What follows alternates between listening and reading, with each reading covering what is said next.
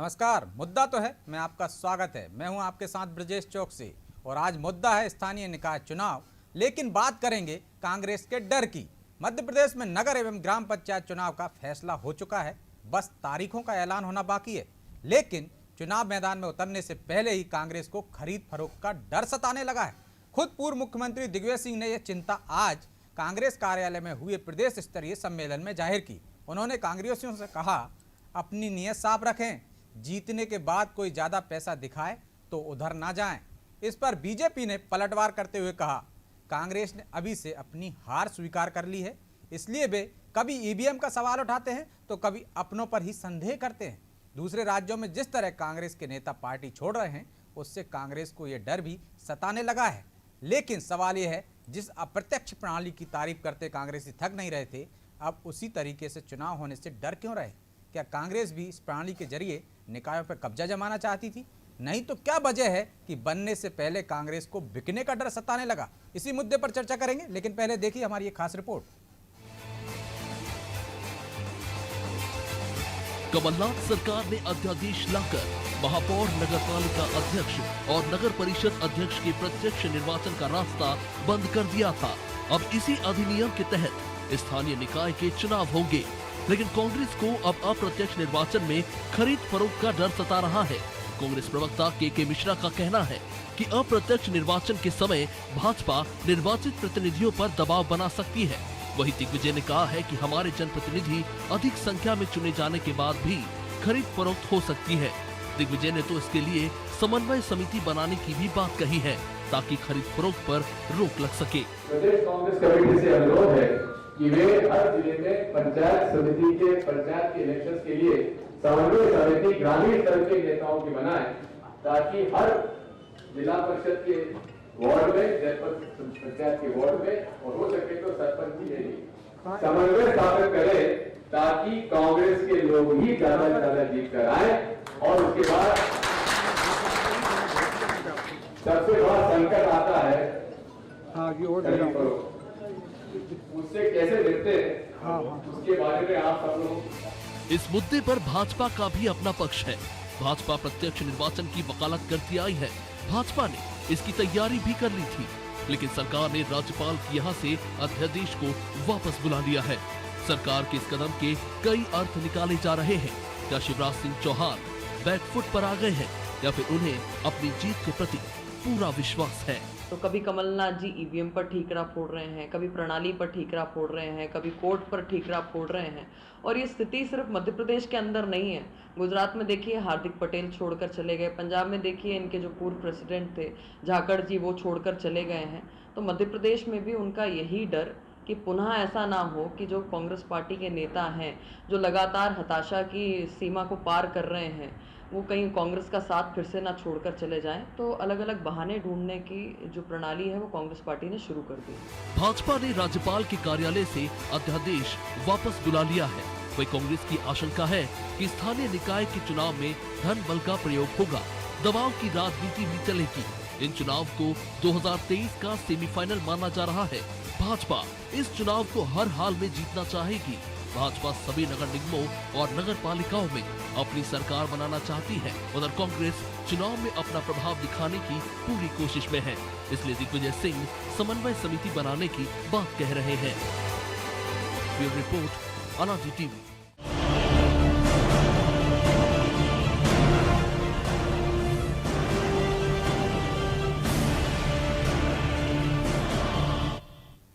बनने से पहले बिकने का डर, इस मुद्दे पर चर्चा के लिए हमारे साथ मौजूद हैं प्रताप भानु शर्मा कांग्रेस से, शंकर लाल तिवारी बीजेपी से और वरिष्ठ पत्रकार राहुल रंजन श्रीवास्तव। तीनों मेहमानों को बहुत बहुत स्वागत है। शर्मा जी, शुरुआत आज आपसे ही करते हैं। क्यों डर सता रहा है? बीजेपी कह रही है कि आपके लोग कांग्रेस से हताश होकर छोड़ कर जा रहे हैं दूसरे राज्यों में, और आप ठीक रहा बीजेपी पर फोड़ रहे हैं। और अब तो दिग्विजय सिंह जी भी कह रहे हैं सबसे बड़ा संकट आता है चुनाव के बाद, माल का इशारा करते हुए खरीद फरोख्त होती है। तो इसी प्रणाली से तो आप भी चुनाव कराना चाह रहे थे, अप्रत्यक्ष तरीके से उसी दिशा में सरकार बढ़ते दिख रही है। तो क्या ये फार्मूला आप अपनाने वाले थे क्या, जो आपको अब डर सताने लगा? नहीं, हमें डर किसी तरह का नहीं सता रहा। जिस भी परिस्थिति में हो वो हम चुनाव कराना चाहते थे और पिछले 2 साल से ये चुनाव कराने की लड़ाई लड़ रहे थे, हाई कोर्ट में भी और सुप्रीम कोर्ट में भी। आरक्षण की लड़ाई भी कांग्रेस ने लड़ी थी, पर बीजेपी सरकार नहीं करा पाई, सही समय पर नोटिफिकेशन नहीं हो पाया, उनका होमवर्क नहीं हो पाया 27% आरक्षण के लिए। इसी तरह से अब जब चुनाव में हम जा रहे हैं, जब सुप्रीम कोर्ट के आदेश निर्देशों का पालन करना है, उस समय इनका ऑर्डिनेंस गवर्नर के पास पड़ा हुआ था पेंडिंग नोटिफिकेशन के लिए, और उसमें साफ था कि डायरेक्ट चुनाव कराए जाएंगे, चाहे वो नगर पालिका के हो, चाहे जनपद के हो, चाहे जिला पंचायत के हो, चाहे मेयर के चुनाव हो। फिर जवाब दे तो वो है कि उन्होंने क्यों वापस लिया, जब एक नीतिगत फैसला मंत्रिमंडल का हो गया था, प्रदेश की सरकार का हो गया था, तो डायरेक्ट चुनाव कराते। और इनडायरेक्ट कराने के पीछे इनकी मंशा यही झलकती है कि सत्ता का दबाव बना के, सरकार का दबाव बना के, धन बल का दबाव बनाकर, जैसा इन्होंने इनका चेहरा बेनकाब हो गया, जिस तरह से इन्हें सरकार बनाई मध्य प्रदेश में सौदेबाजी से, तो इनका जो सौदेबाजी का जो एक तौर तरीका है, जिसका चेहरा पिछले विधानसभा चुनाव के बाद जो सौदेबाजी मध्य प्रदेश में हुई, कई वर्षों से नहीं हुई थी, आया राम गया राम हमारी स्टेट में नहीं हुआ था। ये पूरा खेल, जैसा दिग्विजय सिंह जी ने कहा है, बहुत सावधान रहने की जरूरत है, और हम चौकसी करेंगे, समन्वय समिति जिला स्तर पर बनाएंगे, प्रदेश स्तर पर बनाएंगे, और बहुमत कांग्रेस को मिलेगा, नगर पालिकाओं में मिलेगा, और जनपद और पंचायतों में भी अपने मिलेगा। कार्यकर्ताओं पर, अपने नेताओं पर भी संदेह जाहिर नहीं कर रहे हैं, उन पर शंका जाहिर नहीं कर रहे हैं, उनकी नीयत पर सवाल नहीं उठा रहे हैं कि आप जीत जाओगे तो बिक जाओगे। नहीं, ऐसा ये सवाल उठाने का काम नहीं है, ये तो इनका चेहरा बेनकाब कर रहे हैं कि भाजपा ने मंशा क्यों बदली। हमने तो नहीं कहा था, विपक्ष को विश्वास में नहीं लिया, मंत्रिमंडल का निर्णय था, इनका अपना निर्णय था, गवर्नर हाउस तक चला गया था नोटिफिकेशन तो के आपको तो पीछे। तारीफ करना चाहिए, आप जिसकी तारीफ करते करते नहीं थक रहे थे, आपका ही फार्मूला है ना, वो अपना रहे हैं तो अच्छी बात है ना। शर्मा जी, आप ही का तो फार्मूला था ये, अप्रत्यक्ष तरीके से कराने का, उसे लागू कर रहे हैं तो अच्छी बात है, आपके स्टेज पर आ रहे हैं वो। पर यदि हमारा फार्मूला था तो इनने मंत्रिमंडल ने क्यों डिसीजन करा बदलने का, क्योंकि इनकी नीयत साफ नहीं है। हमने तो साफ नीयत से एक डेमोक्रेटिक, एक लोकतांत्रिक तरीके से हमारी परिषदें और हमारे नगर निगम, मतलब आप करते तो अच्छे तरीके से करते, ये करते हैं तो खरीद फरोख्त करते हैं। और तिवारी जी, शंका इसलिए है कांग्रेस को कि आपका चरित्र ऐसा है, जिस तरह से बता रहे हैं शर्मा जी कि आप पहले कर चुके हैं, आपने पहले किया खरीद फरोख्त का काम, ऐसे आरोप हैं। और क्या वजह है कि जब आप चुनाव प्रत्यक्ष प्रणाली से कराना चाहते थे तो अप्रत्यक्ष तरीके से जा रहे हैं, तो संदेह तो खड़ा होता ही है, कहीं ना कहीं आपको भी डर था।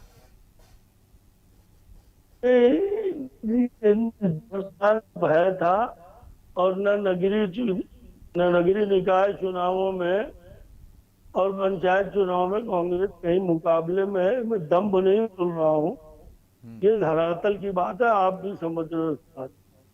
पर एक प्रमुख विपक्षी दल है, हमारे चरित्र की बात कर, आपने इतने प्रश्न किए, आप इस डिबेट के आयोजक हैं, आपको मैंने आगे बढ़, आपने उनसे इतने, और जब हम किए तो शर्मा जी के पास कोई उत्तर नहीं। आपकी आवाज में डिस्टरबेंस आ रहा है तिवारी जी, स्पष्ट नहीं आ पा रही। मैं ये कह रहा था, हेलो जी जी बोलिए। मैं ये कह रहा था, हेलो, हाँ आपकी आवाज आ रही, स्पष्ट आने लगी, बोलिए।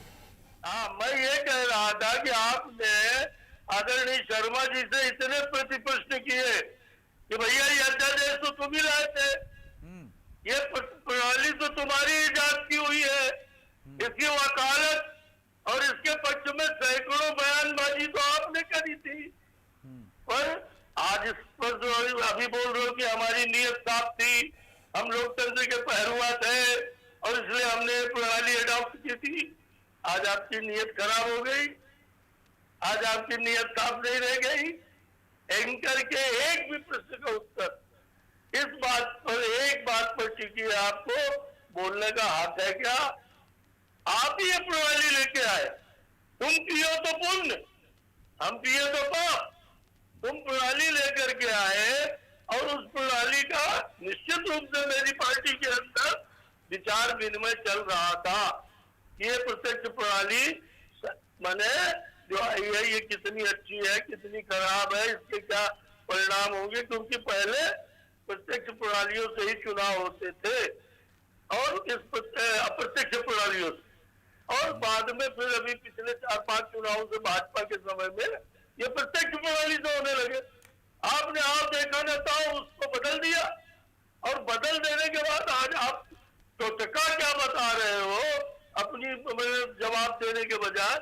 वो आपने मंत्रिमंडल में बात कर ली थी, आपकी पार्टी का कहना था, अरे भैया हमारी पार्टी में विचार चल रहा था, हमारी पार्टी में ये बात चल रही थी कि नया अध्यादेश जो कमलनाथ जी अनावश्यक लेके आए, जब एक प्रणाली चल रही थी, क्या जरूरत थी, और आप लेके आए, आपने उपयोगिता समझी, वो लागू हो गया।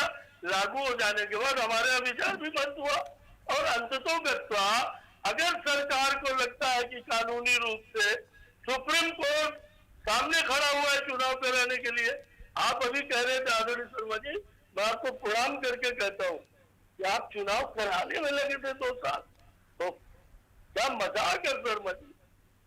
आप जैसा वरिष्ठ नेता मैं क्या मार्गदर्शन हूँ, वो मैं यहाँ पे बात करने में थोड़ी बैठता हूँ, आपसे सीखने भी बैठता हूँ। लेकिन आप बताएं कि आप मेरे 2 साल आप चुनाव कराने में लगे थे, चुनाव की अधिसूचना जारी हो गई, पर्चे भर गए, लोगों ने चुनाव प्रचार शुरू कर दिया। सुनिए शर्मा जी सुनिए, आप बोलिए, आप चुनाव प्रचार शुरू हो गया पंचायतों में, जिला पंचायतों, जनपदों में, और आपके द्वारा हाई कोर्ट में पिटीशन लगा दी गई। कुछ चोर दरवाजे से कांग्रेस के लोग कहते रहे नहीं हमने नहीं लगाई, हम नहीं कर रहे कुछ, चुनाव होना चाहिए, और फिर वो हाई कोर्ट में जाके लड़ने लगे। हाई कोर्ट से आपको कुछ नहीं मिला, चुनाव रोकने का षड्यंत्र आपका विफल हुआ, तो आप सुप्रीम कोर्ट चले गए, वहां भी चोर दरवाजे से 2-4 कांग्रेस। चलिए अब तो चुनाव हो रहा है ना, लेकिन तिवारी जी अरे आप हो रहा है, तर्क मान आपने लिया, क्यों, लेकिन आप तो प्रत्यक्ष पे अड़े हुए थे ना। हम अड़े नहीं थे, हम विचार विनिमय के दौर में थे, हैं, और उस विचार विनिमय में पिछला जो आपने चुनाव ऐलान हुए थे वो प्रत्यक्ष तरीके से ही किए गए थे तिवारी जी, प्रत्यक्ष तरीके से ही आप चुनाव मैदान में गए थे। अरे भाई हम सुप्रीम कोर्ट के निर्देश पालन करने के टाइम बाउंडिंग से गवर्नमेंट कहीं न कहीं नैतिक और मॉरली बाध्य है, और इसलिए हमें सुप्रीम कोर्ट को एक दिन का हिसाब बता करके चुनाव कराना है। अगर हमें लगा, सरकार को लगा, हमें क्या होता है, ये सरकार के संवैधानिक विषय, अगर सरकार को, प्रदेश के लॉ डिपार्टमेंट को, चुनाव आयोग को सुप्रीम कोर्ट की अवहेलना होते नहीं दिखी, और उनको लगा कि नहीं हमें कुछ बदलना है, सरकार के हाथ में बदलेंगे। तुम चीटी का मुरब्बा क्यों बोल रहे हो, तुम्हारे पास बोलने का क्या नैतिक हक है, कहाँ की नैतिकता है ये, कि कल यही अध्यादेश तुम लेके आए, आज तुम बयानबाजी ठोक रहे हो, चुनाव से आप कर रहे हो, पहले भी बता दो कि नगर निगम के चुनाव में ठीक है तिवारी जी, मैं लौटूंगा आपके पास। कितनी नगर निगम रंजन जी, में रही है, रंजन जी, एक भी नगर निगम मध्य प्रदेश में ठीक आप नहीं जीते। ठीक है तिवारी जी, मैं आऊंगा आपके पास। राहुल जी भी हमारे साथ मौजूद है, उनको भी चर्चा में शामिल कर लेते हैं। प्रत्यक्ष अप्रत्यक्ष पर हम बहुत बात कर चुके हैं राहुल जी, कि कौन प्रत्यक्ष से चाहता था, कौन अप्रत्यक्ष से चाहता था, लेकिन यह सवाल ये है, क्या बीजेपी अप्रत्यक्ष प्रणाली से कराने के पीछे उसकी मंशा भी वही है क्या, या कांग्रेस की जो मंशा रही होगी कि ज्यादा से ज्यादा नगरीय निकायों पे कब्जा हो जाएगा, या जो सुप्रीम कोर्ट ने एक टाइम बाउंड दे दिया है उसकी वजह से मजबूरी बन गए हैं कि अब प्रत्यक्ष तरीके से नहीं करा सकते, या इसको एक गली के रूप में इस्तेमाल कर रही है बीजेपी। और कांग्रेस को किस बात का डर, जब वो भी अप्रत्यक्ष प्रणाली से जा रहे थे, तो अब जब सरकार जा रही है तो क्या उनको डर सता रहा है?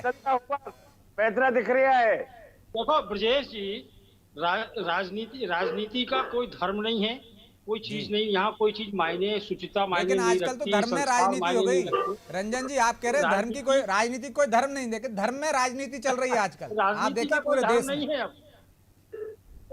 ब्रजेश जी, मैं उस बात को कह रहा हूँ कि मध्य प्रदेश में विधानसभा का जो पिक्चर, जो सामने, जो तस्वीर सामने पिछले विधानसभा में देखने को मिली है, वो डर अब दिखाई दे रहा है कांग्रेस को, क्योंकि ये संदेश यदि कांग्रेस ये बोल रही है कि मुझे धनबल का भारतीय जनता पार्टी उपयोग कर सकती है, तो ये बात साफ संकेत देता है कि कांग्रेस की लीडरशिप में कहीं ना कहीं एक भावना ऐसी डर की फैल गई है, क्योंकि पिछला जो उनका अनुभव है वो अच्छा नहीं रहा।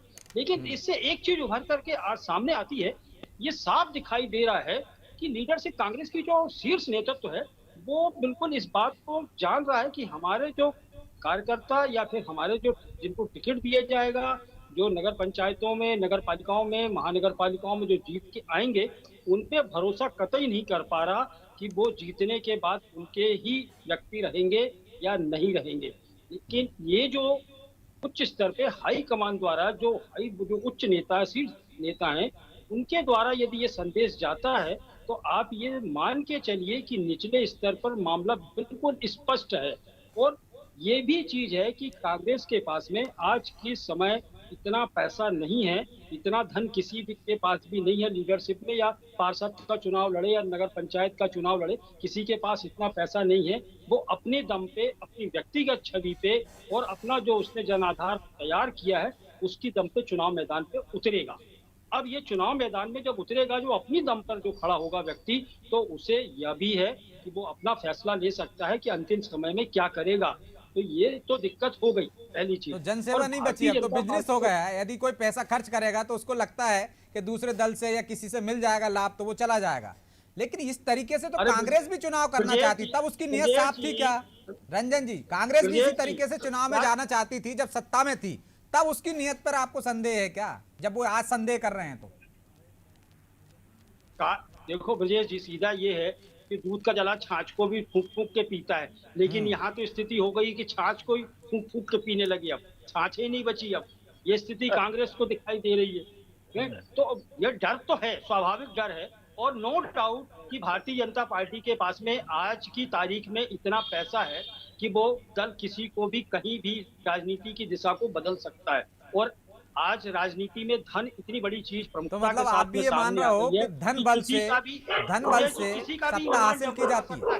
जब विधायक और मंत्रियों का ईमान डगमगा गया और एक बनी बनाई सरकार को कांग्रेस ने प्रूव नहीं हुआ ना रंजन जी, उससे बड़ा कहीं प्रूव नहीं हुआ ना। ये तो सत्ता में थे, प्रूव नहीं कर पाए। नगर पालिका और नगर पंचायतों की कोई बिसाती नहीं बसती। एक मंत्री चला गया आपका, बनी बनाई 14 साल के बाद आने वाली सरकार आपने खो दी, और इसके बावजूद भी तुर्रम का, तो मतलब डर तो आपके पास। ठीक है शर्मा जी, आपका डर वाजिब है, डरना भी चाहिए आपको, क्योंकि आप सत्ता गंवा चुके हैं। लेकिन इसी तरीके से आप भी सत्ता में बरकरार रहना चाहते थे क्या? ज्यादा निकायों पे कब्जा करने की आपकी भी मंशा इसी तरीके से थी क्या? और दूसरी बात कि जो डर है वो डर, कभी आप ईवीएम पर कहते हैं कमलनाथ जी कि ईवीएम की वजह से हार होती है, तो दिग्विजय सिंह जी कहते हैं खरीद फरोख्त की वजह से हो जाती है। तो मतलब पहले से ही हार स्वीकार कर ली जो बीजेपी आप पर आरोप लगा रही है। ब्रजेश जी, जिसके पास पैसा रहेगा वही तो खरीदेगा। रंजन जी आपके पास आऊंगा, जवाब ले लूं शर्मा जी। और जो लाभान्वित होगा बिकने के लिए वही तो बिकेगा। तो अब ईमान धर्म नहीं बचा ना, जनसेवा के लिए आता है आदमी, बिकने थोड़ी नहीं आता। जी शर्मा जी, बीजेपी ने अपना भ्रष्ट चेहरा बता दिया। पिछले विधानसभा चुनाव के समय जो खरीद फरोख्त हुई, विधायकों को खरीद और शर्मा जी कोई प्रूफ नहीं आया ना आज तक काम करने का, उसे इनके भ्रष्ट आचरण से उसे गिरा के कर दिया। शर्मा तो जी, शंका होना, उसका कोई प्रूफ नहीं दे पाए ना। कभी कहते 35 में बिके, कभी कहते 25 में बिके, कभी कहते करोड़ों में बिके। तो अब ये इनके पास तो करोड़ों क्या अरबों रुपया है। बीजेपी ये हो गई भ्रष्ट जनता पार्टी। इसका आप जो इससे भ्रष्ट जैसे जनता पार्टी, ये अब भारतीय जनता पार्टी नहीं है। मध्य प्रदेश तो उसमें भी जुड़ा है ना, इसलिए हमें फूक फूक कर चलना पड़ेगा। और दूध का जला छाछ को भी फूक कर करता है, जैसा हमें रंजन जी ने कहा। इसमें तिवारी जी को बुरा नहीं मानना चाहिए, क्योंकि तिवारी जी तो उस लेन देन में थे ही नहीं। वो तो संत पुरुष है तिवारी जी, काय को डिफेंड कर रहे हैं। करबांडी की याद आ रही है आपके मित्र से, सुरेश करबांडी। इसके करबांडी मुझे याद आ रहे हैं। कांग्रेस के जिला पंचायत ये बहुमत से जीत कर आएंगे। लोग महंगाई से परेशान है, भ्रष्टाचार से परेशान है, बेरोजगारी से परेशान है। किसान को उसके बाद जो मूल्य नहीं मिल रहे, उत्पादन नहीं मिल रहा, बिजली नहीं मिल रही, पानी नहीं मिल रही। लेकिन अब क्या कहें? अब जी कितने सीयू पे छोड़ते रहे, बातें करते रहे, पर ये सरकार सौदेबाजी की सरकार जनता के हितों को देखने में फेल हो गई है। और लेकिन शर्मा जनपद जी, के, पंचायत के और नगरीय निकाय के चुनाव में ये देखने को मिलेगा, इसीलिए लेकिन इन्हें शर्मा जी, चेंज किया। मैं तो लेकिन एक शर्मा प्रश्न जी, पूछना चाहता हूं ब्रजेश जी कि जी। मंत्रिमंडल से अनुमोदित ऑर्डिनेंस जारी क्यों नहीं हो पाया? जवाब दिया तो क्यों उन्होंने कि टाइम क्यों बाउंड्रिंग के चक्कर में, चेंज किया? वो बिल्कुल कह रहे आपकी मौके पर टाइम बाउंडिंग के ये चक्कर में वो कर नहीं पैदा पा होती रहे है हैं मन उसको। में। लेकिन शर्मा जी, इसका जवाब तो दे चुके ना तिवारी जी। आप कह रहे भ्रष्टाचार होता है, तमाम तरह के नहीं, आपने आरोप उनका लगाए। जवाब आज ये बात नहीं दिग्विजय है। सिंह जी ने भी कही कि भ्रष्टाचार होता है, लेकिन 15 माह की सरकार में आप एक के बाद एक क्लीन चिट देते चले गए उनको कि कोई भ्रष्टाचार नहीं है। नहीं, मुकदमे चले हैं, बराबर लगे, ऐसे क्लीन चिट हाँ, दे चले दिया विधानसभा में क्लीन चिट दी, दिग्विजय सिंह जी को चिट्ठी लिखना पड़ी, नाराजगी जाहिर करना पड़ी, और उमंग सिंगार से तो सार्वजनिक रूप पर विवाद हो गया। वो उमंग सिंगार ने क्या कहा, हमें उसकी कोई जानकारी नहीं, उस पे हम जिसकी जानकारी नहीं, हमें क्यों उसमें बीच में बहस में लाना चाहते हो? हम तो सिर्फ आपसे हम तो ये कह रहे हैं कि भ्रष्टाचार हो रहा था। 15 साल में आपने एक मामला नहीं निकाला, 15 माह रहे आप। पास कर दिया, पास करके भेज दिया, तो उसको वापस क्यों बुलाया गवर्नर हाउस से? मतलब इनकी नीयत में खोट है।